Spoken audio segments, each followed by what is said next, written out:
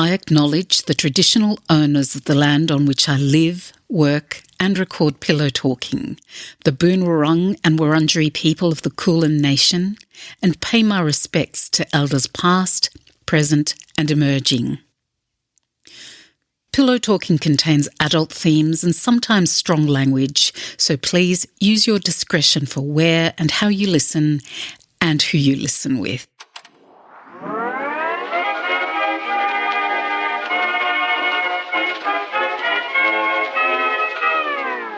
Hello you, and thank you for joining me, wherever in the world you happen to be. This isn't the in-between season bonus I had in mind, and it won't be what you're expecting, but it's important, so I hope you'll stick with me. The last few months haven't been what I expected either, and I'm still processing it all, so today's episode comes to you in two parts. First, a message from Story Street. I recorded that one in the car in a place called Story Street in Melbourne. It's an actual street. So you'll notice a bit of a change in the quality of the sound. Next is a piece I wrote and previously published called Hey Boo, which I think fits with everything I want to tell you today. I'll touch base with you in between the two pieces, so see you in a bit.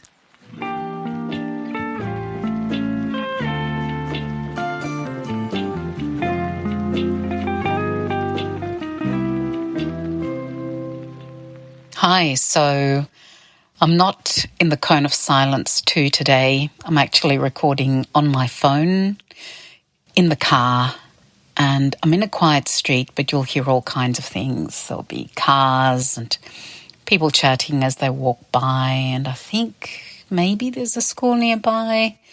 But where I am is that, I'm at the back of the Royal Melbourne Hospital because Shane is here having a procedure to find out why he's sick. Initially, I was meant to be waiting nearby in a cafe or a library, and then we changed plans yesterday when we've had yet another COVID scare here in Melbourne, and I decided to go home for the 3 to 5 hours that I was told the whole thing would take. And I was on the freeway, and a quarter of the way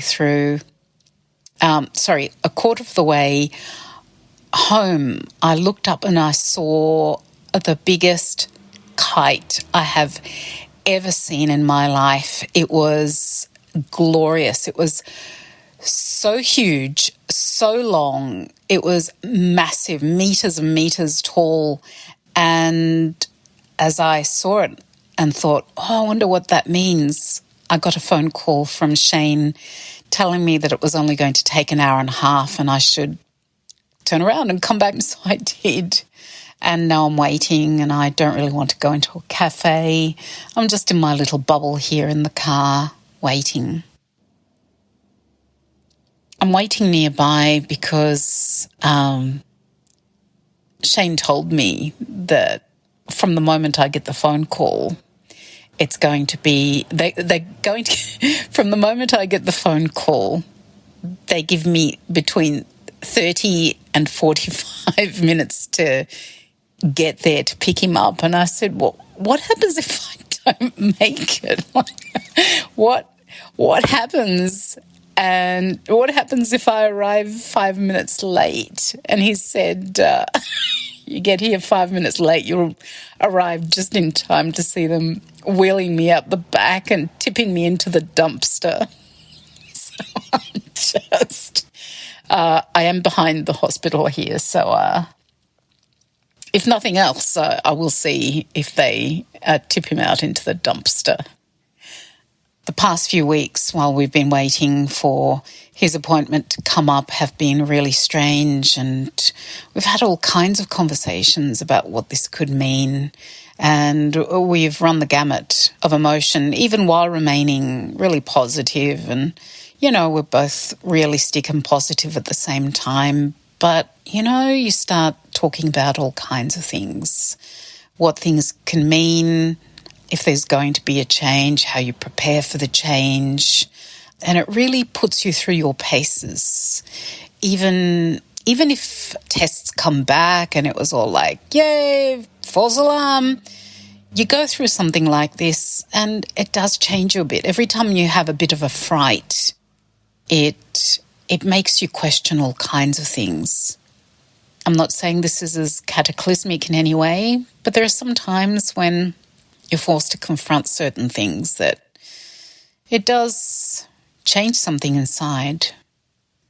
This has made Shane and me think about all kinds of things, but revisit some of the things that we suspected would happen, but we hadn't thought about them for a while. So, you know, when you get together with the love of your life, you look ahead and you say, we've got our entire lives ahead of us.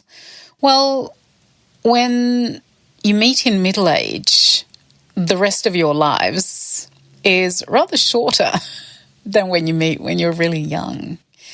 And this has been a common theme for us, is that we'd go, how much time is it going to be? What do we have here?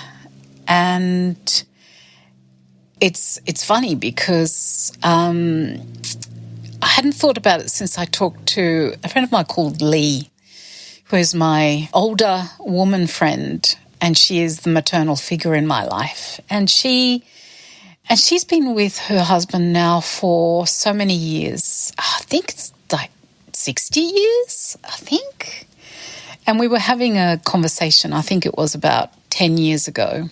Hang on, might not be 60 years, might be 50. Only 50. We were having a conversation and I said something to her. Oh, wow, you guys have been together for that long. And she said, you know, we're getting on now, but you know, it's never enough, the time. It's never enough. And that's kind of when I put it out of my head, because it was understood that no matter how long it is, when you're with someone and you're in it together, the time can never be enough. Lee is right. There can never be enough time. But why this little update is so hard for me is because I'm a storyteller, and Pillow Talking is a storytelling podcast. You know, it's not a relationships podcast, like I've said before. You know, you don't listen to Pillow Talking so you can necessarily learn how to have a successful relationship or anything like that. It's stories, and stories have a beginning, a middle, and an end. And this one doesn't. We're right smack in the middle of something. So I guess that's where I come back to what Lee said. And if it can never be long enough, does that mean that when relationships end or somebody dies, isn't it always like right smack in the middle of something? I kind of have the feeling that it would be. Even if you were to have everything tied up so neatly and everything that could be said had been said, everything that had been done could be done, I don't know. Life is full of possibilities, and I kind of think that when that's the case, as long as there is possibilities, for endless possibilities for choice, for action, that this kind of thing always happens smack in the middle of something. So there's no real conclusion, but here's what I can tell you. And I'm taking Shane home in this little convertible, and the sun's coming out, and depending on how he feels after the anaesthetic, I might say, hey, let's put the top down and we'll keep going. And we'll continue with whatever it is that we were smack in the middle of, and maybe follow a different storyline, or maybe complete this one. I don't know. All I know is that, what do I know?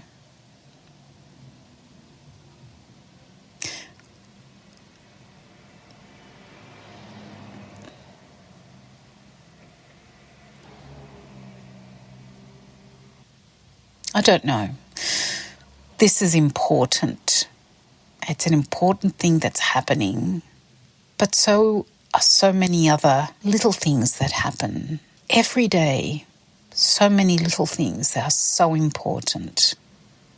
What makes things important is not just the impact they have on our lives, but the attention we give them.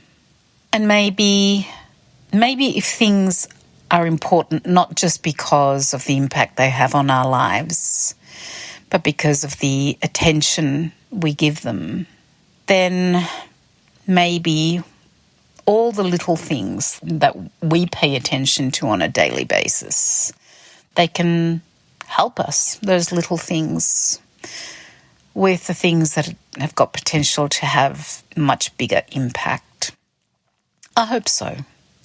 I hope that just like I can take comfort from putting the top down on this car and feeling the wind, sometimes the biting cold, my face, and smell the smells and feel the sun on my skin, the little things can just help me cope with the bigger ones a bit better. Help us, not just me. This is a ramble, not really a story, and yet I hope that it fits into the theme of what I've been trying to do this year with this project I call Pillow Talking. I hope it gets across that the moments we live are worth recording. They're worth telling, not just experiencing in real time, but passing on. This is a ramble without a story, but I wanted to tell you anyway. I guess to say that even stories without an ending are still worth telling, and I'm here. And sometimes life isn't easily wrapped up with a conclusion or a denouement or anything that I can learn from just yet. Life is messy, and when you're going through stuff, you can't find the lesson in it. You know, there's feelings. When you're going through feelings, you're not going to philosophize. And people who say, hey, look at it this way, they deserve to be head-butted. Really. You can't be looking at learning the lesson while you're going through it. While you're going through it, you're just hanging on and doing your best. The lessons come afterwards, and that means that for a story without an ending, for this ramble really, at this point there's no ending. It's just unfinished and messy, and it really shows me up as someone who's all too human with very, very few answers.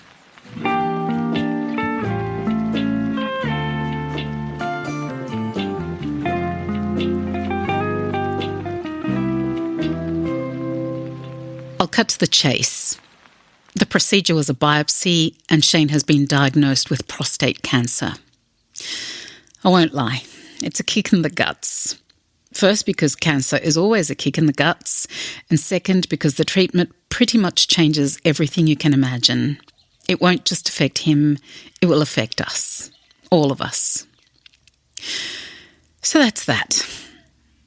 We're okay. We're taking it one day at a time, as they say.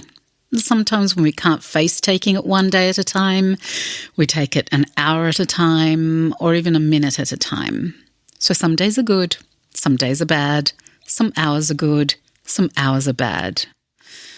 There's still a lot we don't know, so the uncertainty is extreme. And for someone like me, who likes to know what's coming so she can prepare and doesn't mind a spoiler, the uncertainty sucks. But by and large, we're keeping positive and pragmatic. Maybe a dream I had will help explain where I am in my head and my heart. If you're into Jungian dream analysis, the symbols will leap out at you. If you're not, feel free to skip ahead. I dreamt I lived in a wooden shack by the sea. One day it became obvious that the water was rising. Whether it was global warming or a king tide, I don't know, but it began lapping at the front door. Then it began to seep up through the floorboards. Other people who lived in the house came to me in a panic, and I was impatient with them, not believing that this was a serious thing. So I marched into the living room to see the water seeping through the floorboards. Into my mind came the words Rungli Rungliot. Rungli Rungliot is the name of a book by one of my favourite authors, Ruma Godden.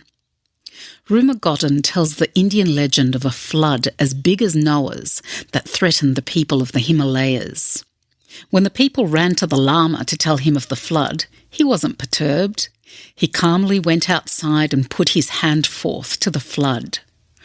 Rungli Rungliot, he said, thus far and no further. The waters stopped rising and then they subsided. In my dream I thought, hey, I'm spiritual, I'm kind of holy, so I confidently put my hand out and commanded, Rungli Rungliot. But the water kept rising and rising. Only then did I get nervous. I opened the door to see how bad the water was, and there, bearing down on us, was a wall of sea and a giant wave like the one that capsized the ship in the Poseidon Adventure. Then, like it happens in dreams or movies, we cut to the next part. Here we were on a ship, dressed for a journey. In the dream I understood that I'd lost everything and we were migrating to a new land. The same sea that had destroyed my old life was taking me to a new life.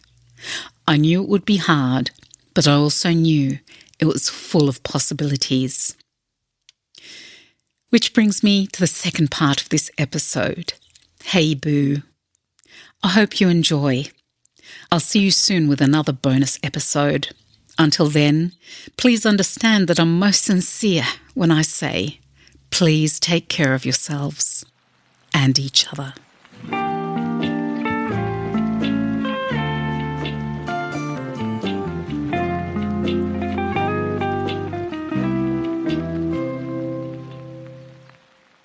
I never wore a cross around my neck, despite being christened Catholic.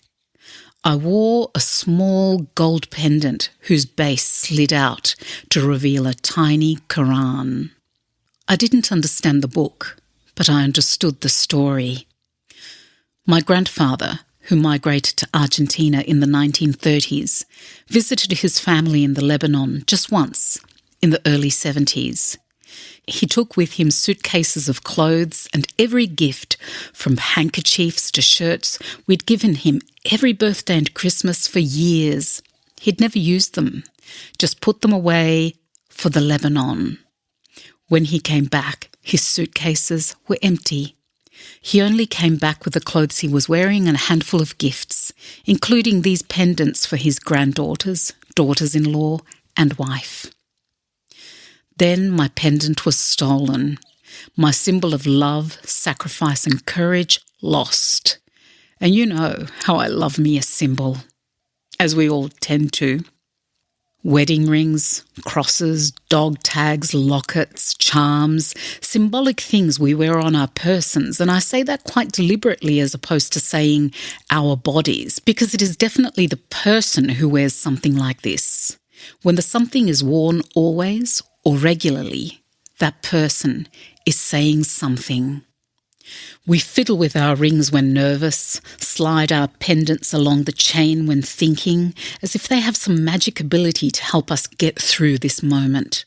Which is interesting, because the reason that dangly on your bracelet is called a charm is because it was originally meant to be a kind of wearable incantation, an amulet to protect you and keep you from evil. Not that we tend to think of charms this way now, but we still fiddle with them. And I wonder what it is that we are subconsciously trying to summon forth. For my birthday last year, I commissioned a piece from my silversmith niece, a pendant to represent Boo Radley's tree. That was the only guideline. I left everything else to her. In To Kill a Mockingbird, Scout and Jem Finch fear the town's bogeyman, Boo Radley.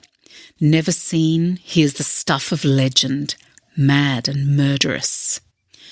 But Scout and Jem begin finding presents in a hollow knot of a tree outside the Radley house, and it's obvious the gifts are from Boo Radley to them.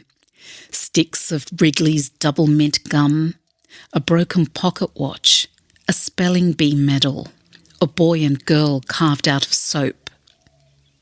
In the end, Boo Radley turns out to be not just human, but the very essence of humanity when he rescues them from a man who really is both mad and murderous. "Hey, Boo," Scout says when she recognises him. And he smiles. The smile of a man who is, for the first time, truly seen. At this point in the book or movie, I normally cry. My niece turned in a pendant that was far more than I could have imagined or hoped for. She demonstrated how the back spins so I can decide whether that day I will see the soap carvings or the gum or the pocket watch. And she showed me the message on the back. "Hey, Boo." At that point, I cried. I wear Boo Radley's tree almost every day now, and I find myself grasping it in my tight fist far more than I thought I ever would. There is so much to think about every day, so much to feel, particularly when each day presents you with a bunch of unknowns, and by heaven, I have so many unknowns before me these days. As I confront long-held beliefs that I realise I must finally get rid of, as I do things I never imagined doing before, as I begin again, yet again, as I forge a new path, my heart pounds, but resting above my heart is Boo Radley's tree, reminding me that the thing you fear the most can have hidden, unexpected, wondrous gifts, that the thing you fear the most can ultimately save your life. It is a simple reminder, a simple kind of faith. Some people wear crosses.